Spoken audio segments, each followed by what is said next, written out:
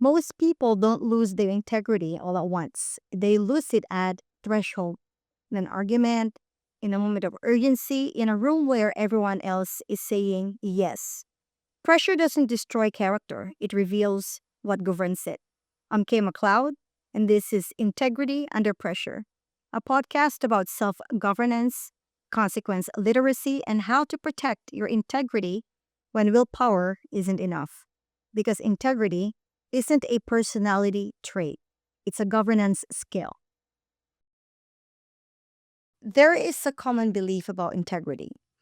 Most people assume integrity is a personality trait, something you either have or you don't. You hear it all the time. She's a person of integrity. He's a man of integrity. And the way we talk about it makes integrity sound like eye color, like a feature someone is born with. But that assumption collapses the moment you observe real human behavior, because the same person who sees themselves as ethical can still lose their temper at home. The same person who values honesty can still avoid a difficult conversation. The same person who believes they are loving can still become someone entirely different when they are tired, stressed, or triggered, which raises an uncomfortable question. If integrity is a personality trait, why does it disappear the moment pressure arrives? And the answer might actually be easier to understand if we leave psychology for a moment and step into architecture. In engineering, integrity has a very specific meaning: structural integrity. A bridge has integrity if it holds together when weight is applied. A building has integrity if its structure remains stable under load. It doesn't matter how beautiful the building looks, it doesn't matter how talented the architect was. Structural integrity simply means one thing: when pressure arrives, the structure holds. And if the structure doesn't hold, the building collapses. Human integrity works the same way. Integrity is not a personality trait, integrity is structural. It is the system that governs your behavior when pressure enters the room. And pressure always enters the room eventually. Fatigue, conflict, fear, disrespect, urgency, deadlines, a lot of deadlines, parenting, marriage, leadership. Those moments are the equivalent of structural load. And when load appears, something fascinating happens inside the human brain. Your nervous system activates, your perception narrows, your reaction speed increases, your ability to pause before responding decreases.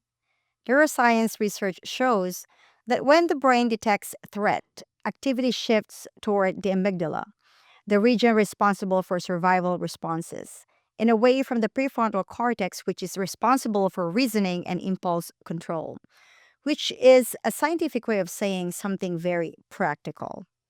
Under pressure, your brain becomes slightly less wise. And this explains a lot of human behavior. It explains the text you wish you hadn't sent, the argument that escalated faster than expected, the sentence that came out of your mouth before your thinking brain had time to edit it. Integrity reveals itself exactly in those moments, not when everything is calm, but when the structure inside you is under load. And I learned this lesson in a way that was both unexpected and unforgettable from a kindergarten drawing. My daughter was 5 years old. She came home from school with one of those classroom projects teachers love assigning around Mother's Day: a series of prompts. The kids answer the questions and then illustrate their answers. The first prompt asked, "What is your mom's favorite thing to do?" My daughter drew a picture of me on the couch, microphone in hand, watching The Voice and singing along, which is entirely accurate. The voice has a strange effect on otherwise reasonable adults. You sit down intending to watch quietly, and 20 minutes later, you're emotionally invested in a contestant from Oklahoma and singing backup vocals like you're auditioning for the next season. So that drawing made me laugh. The second prompt asked, "What is your favorite thing to do with mom?" She drew the kitchen, her and her sister baking, flour everywhere, mixing bowls with big smiles. Also pretty accurate, very, very sweet, made me smile. And then I turned to the last page. The third prompt asked, "What do you wish your mom would do less of?" In that moment, I saw that drawing, something inside me dropped. In the picture, I was towering over her, hands on waist, eyebrow arched, and she was crouched on the floor crying. And I remember the exact sensation in my body. It felt like my stomach had fallen through the floor because that drawing did not show my intentions. It showed my impact, and the two were not the same. In my mind, I was a loving mother. I cared deeply about my children.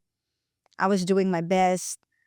But the drawing revealed something I had not been willing to see clearly: who I became under pressure. That moment began a process I now think of as my know thyself journey.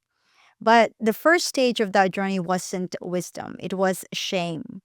The kind of shame that makes your skin feel hot, the kind that makes you want to close the notebook and pretend the drawing never existed. Then came anger, not at her, at myself, at the realization that something about my behavior under pressure was creating an environment I did not want my children to experience. And eventually, something quieter arrived: wisdom. Not inspirational wisdom, the quieter kind that arrives when you stop negotiating with reality. Because that drawing forced me to confront something that had already been unfolding. 3 months earlier, I had started therapy, and after 3 months, I quit. Not because therapy is useless, but because something wasn't changing. My understanding of myself was improving, my behavior wasn't. And that's a trap many people fall into. They believe insight equals transformation. It doesn't. Insight explains patterns, structure changes patterns. You can understand your childhood, you can name your triggers, you can articulate your emotions beautifully, and still behave the same way when pressure arrives. Because understanding yourself is not the same thing as governing yourself. That drawing became the catalyst for building something I had never thought about before: integrity infrastructure, structure, signal, sequence, repair, the systems that allow a human being to remain aligned under pressure. And that process changed everything. It is one of the reasons I am still married. It is one of the reasons I have real friendships with all four of my children. It is one of the reasons I'm stronger and healthier today at 45 than I was in my 30s. Not because I suddenly became a better person, but because I started building better structure. Because integrity is not who you believe you are. Integrity is what governs you when pressure removes the story. You can say you value patience. You can say you value honesty. You can say you value respect. But pressure is the moment that tests whether those values are structural or decorative. And pressure will always find the weakest part of the structure, just like it does in architecture. A bridge doesn't collapse where the steel is strongest. It collapses where the structure is weakest. Human integrity works the same way, which is why philosopher Socrates once said something that has survived for thousands of years. The unexamined life is not worth living. But I think we could update that idea slightly. The ungoverned life becomes expensive. Expensive for your relationships, expensive for your health, expensive for the people who have to live with a version of you that appears under pressure.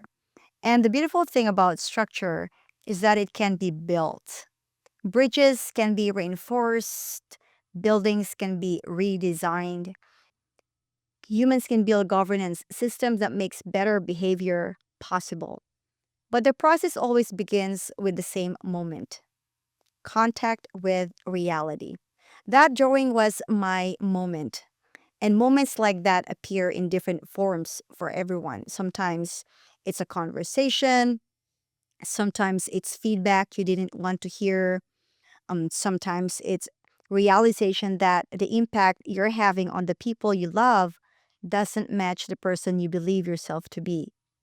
Those moments are uncomfortable, but they are also doorways because integrity does not begin with perfection. Integrity begins with honest contact, which leads to a question worth sitting. If someone drew a picture of you the way my daughter drew that picture of me, what would it reveal about who you become under pressure? And would that picture match the person you believe you are? Because the moment you're willing to look clearly at that gap is the moment integrity begins. If this episode did anything, let it be this. You saw the pattern. Pressure is not the problem. The question is whether you govern yourself inside it. Hold that and decide what you're no longer willing to do on autopilot. Because integrity isn't a personality trait, it's a governance skill. I'll see you on the next episode.